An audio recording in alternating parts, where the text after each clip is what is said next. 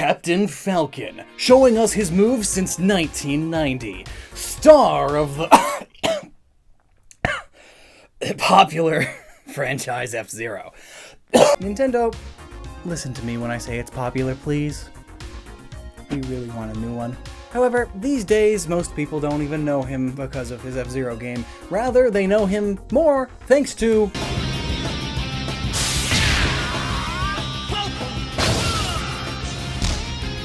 Admittedly, though, that is a lot cooler than... People seem to forget to root for our boy in blue, but what if I were to tell you that Captain Falcon isn't actually a captain at all, nor is he the super amazing hero that you know and love? That's right, Captain Falcon is... No. F-Zero is a lie. Disclaimer! We're going to be looking at F-Zero GX for the majority of this theory. The anime and comics are generally considered to be non-canon by most. F-Zero GX is the most recent game, and that brings a tear to my eye. We all know and love Captain Falcon's over-the-top, insane moves. I mean, who yells their own moves before you land them? Or yells yes when they land a grapple? Even his taunts seem to be way over the top. Show me your moves is right. It's ridiculous. But what am I talking about here? A love story gone awry? No. An over-the-top, based on true events, action-packed adventure? No. I'm talking falsification to the first degree. This wascally wasting game is staged! That's right, you heard me. Fake, much like the WWE or other over-the-top sports entertainment. For those of you who don't know what the WWE is or have never looked into the most American sport of wrestling, it is a television program that focuses on a group of changing actors who fight in a boxing arena for the championship. Sasha doesn't like it. But trust me, it's entertaining. It also spawned quite a few memes, so I'm sure most of you have at least heard about it. I mean, John Cena was in a Scooby-Doo episode of all things. So it's big, but we all know it's fake, right? Right? Let me Google that real quick, hang on.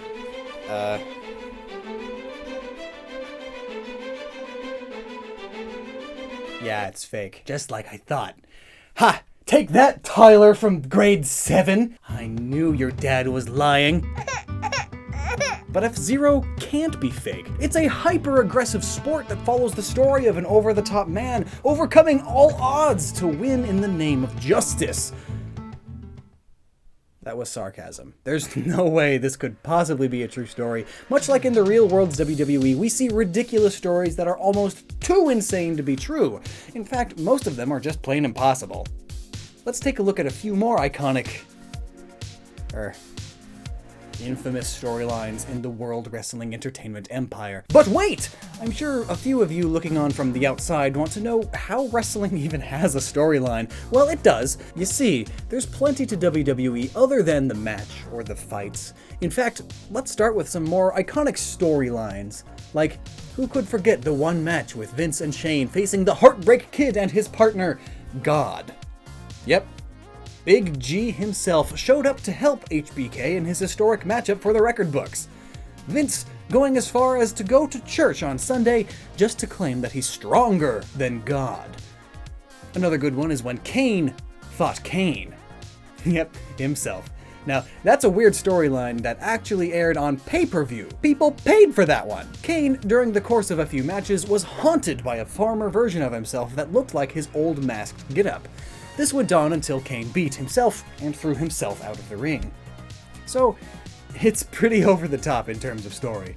In the biz, it's known as story editing, or in layman terms, creating an interesting tale that will keep the audience's attention long enough for them to see commercials. Many shows are falling for this menace nowadays, but we're not here to talk about reality TV and the reality it lives in. We're here to talk video games, dang it! So much like how Super Mario Bros. 3 is confirmed to be a stage play, and how I have a theory about Super Mario Sunshine being a television show, F-Zero is possibly an entertainment program. Let's start off with saying how ridiculous F-Zero really is. And spoilers if you haven't played F-Zero GX. I mean, it's from 2003. You've had... Oh my god, it's been 15 years since it came out. I'm getting old.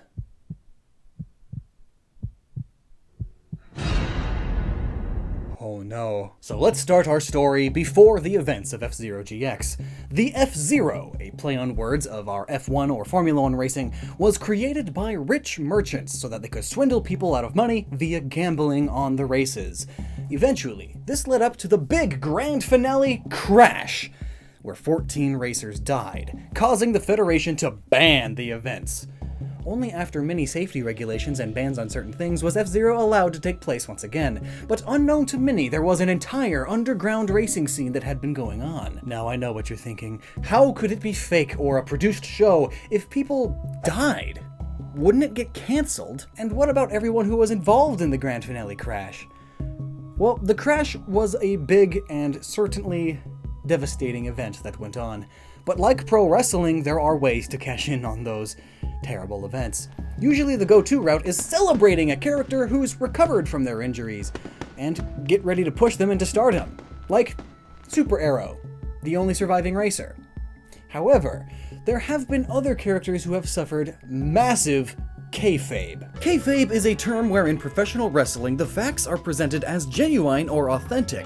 That's right, there is a whole term just for faking it in professional wrestling. Just let that sink in. Kayfabe, or fake injuries. Kane is the go-to example, since his face has been burned and he wears a mask now. Dashing Cody Rhodes once tried this gimmick when Rey Mysterio supposedly broke his nose. There's even a fan theory that Randy Orton punting Husky Harris in the head eventually led to him losing his mind and becoming the cult leader Bray Wyatt. But back to F-Zero GX's storyline, right off the bat, this game holds nothing back. A high-impact race with a saucy ending. We are introduced to a few characters. Black Shadow, the one with horns, and... what's that, Tyler? What was his name? The guy on the right. Deathborn. Yep, that's right. The Lord of Death himself. Practically Satan at this point. I mean, he's got lava in his secret base, and is described as evil incarnate. He's the Satan of this universe, and he's just racing. So, Black Shadow gets forced into winning the Grand Prix, and later we learn that this is to get the belt of all good, so Lord D can merge it with his belt of all evil, and destroy the universe. Why the power of all good is the grand prize for a race is far beyond my comprehension. Also, Samurai Goro, which, by the way, what kind of bandit sets up races to steal from people? You have them at gun and sword point. Just take what you want. Sheesh. And also, when he gets put into the race, why does he need a disguise? Who needs a mask for their mask? And on that point, also all of the actors, or racers, move in a very exaggerated manner, which is common for actors of live performances such as plays, or you guessed it, stage events, like the WWE. And I'm not saying blowing up a city and making citizens evacuate is a normal action for a racer or WWE star, but I'm pretty sure that's an offense that you can get arrested for. It's as if the authorities went, oh yeah, Black Shadow's throwing another tantrum and killing cities worth of people. Better just give him some space. This whole plot is insane. Captain Falcon even fights his evil clone, the Blood Falcon. That's a straight-up daytime television trope. The situations these racers are put into are also extremely over the top. Take, for example, the scene where Captain Falcon's car has a bomb on it, and he can't just stop it or run away. He obviously has enough time to drive down a track and maybe possibly slightly hit it off with a crane, though. But no, if you go too slow, you'll explode.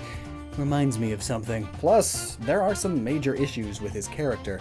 Like, he's completely unable to turn down a challenge. That is a character flaw you got there, buddy. If you can't turn down challenges, you probably should talk to a life coach. Get a therapist, bud. You need it. You thought this was a good pose for your amiibo. And even then, the story continues after he defeats Deathborn. It turns out the belt was never just the power of all good, rather it was all-powerful. It contained the creators of the universe. Yep, literally the three gods of the universe. And what do these gods do once they're let out of the belt? They challenge Captain Falcon to a race. Because they want to mess with his soul a bit, and apparently that's because he unified them? I'm not really following, but Captain Falcon sure is. he immediately puts two and two together and realizes that they were behind all of this. He also trash talks the gods really poorly. Come off it. You think you can beat me? No way! And just like in wrestling, there's always someone bigger and badder to wrestle. Just like Dragon Ball. Is wrestling just American anime? But let's get back to some other key points. These races are insanely difficult and require intense precision and skill to drive through, let alone win. Yet, all of the characters are rock stars, fashion models, scientists, wacky dudes. You get the idea. They all seem to have real time-intensive jobs. Or, well, most of them. I'm pretty sure Robot and Lizard Man aren't jobs. And three of them are just straight-up rip-offs of Star Fox. I mean, James McCloud, that's Fox's dad. This guy's dressing up as Fox's dad. And we all know that James is dead. That's why Fox had to take up the mantle of Star Fox. So this guy must be a actor. Fun fact, at the end of Star Fox Command, Fox and Falco become G-Zero racers. But it's common in WWE to mimic or have people who are super popular. I'm sure we all remember when Donald Trump went into the ring to take out Vance and then shave him. Yep, that really happened. Another selling point is that almost all of them are ripped. And I mean insanely ripped. There are a few exceptions to this. Cliches like super smart people are not super ripped, and there's always the cliche fat guy. Also, it's hard to be ripped when you're half a cyborg or just literally a robot. But like many wrestlers, these racers need to be physically fit or at least look the part of being strong, unlike how real-world race car drivers look. They just look like dudes. Because actually, in real-world race car driving, smaller people tend to be better because that means less weight in the car, thus faster speeds. And it isn't just their bodies that are odd, it's their whole costume, their whole getup. If we take a look at a lot of their special ending scenes, there are plenty of people who dress like normal humans. No crazy collars or insanely skimpy thongs. And even then, when we do see people in the background, it's almost always just the other racers attempting to be normal citizens. The first time I ever played this game, I thought everyone was just a crazy person that wore costumes, but it's just the other actors, probably, due to budget limitations. I mean, it's not normal to be in spandex on the street unless you're a superhero. And even the superhero we get in the game is actually just an actor, as we see in this end scene. And that's another thing, some of the racers' jobs or origins are pretty out there. I know one of them is a time detective that was sent to the past to prevent some horrible disaster, and yet he's just racing around real fast. One of them is a superhero and his wife, who are there to beat their arch enemy, Zoda. And in the ending, they are signing autographs for kids. And that's not even the half of it. One is a skeleton. That's it. He's just a dead guy brought back to life to race. These all seem a little out of the ordinary, to say the least. And we all know that wrestlers are not the best actors. Some of them are pretty good at acting, but let's be honest, those are a diamond in the rough these days, or should I say a rock in the rough. And hands down, legitimately, in every single cutscene, the acting is beyond terrible. Literally take any scene of Captain Falcon talking or doing any action, and you will see what I mean. Your best creation? You see what I mean? Not if I can help it. I'll destroy you yet. Let's go! Also, some of the actions they do are just unreal. In the ending scene of Captain Falcon's campaign mode, you see him jumping out of his car to save a baby by leaping in front of a speeding train!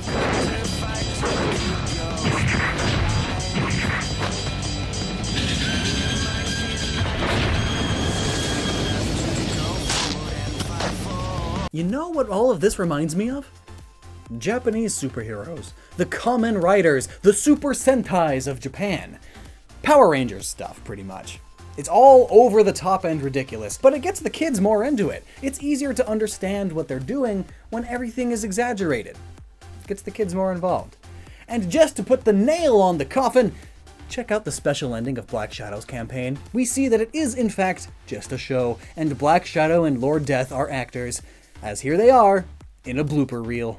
You know, you could have just opened the video with that and called it a day. No need to waste everyone's time. But where's the fun in that? Anyway, so all the characters are over the top. The acting is over the top. The races are over the top. And really, it's also obviously unbelievable. Just like many various things from the like of sports entertainment. Fake entirely, but fun and entertaining for a certain audience. So take what you want from this theory. I haven't done an F-Zero theory before, and I felt like we all needed to remember Captain Falcon for what he was, and not what he is now. And that is a fake TV celebrity.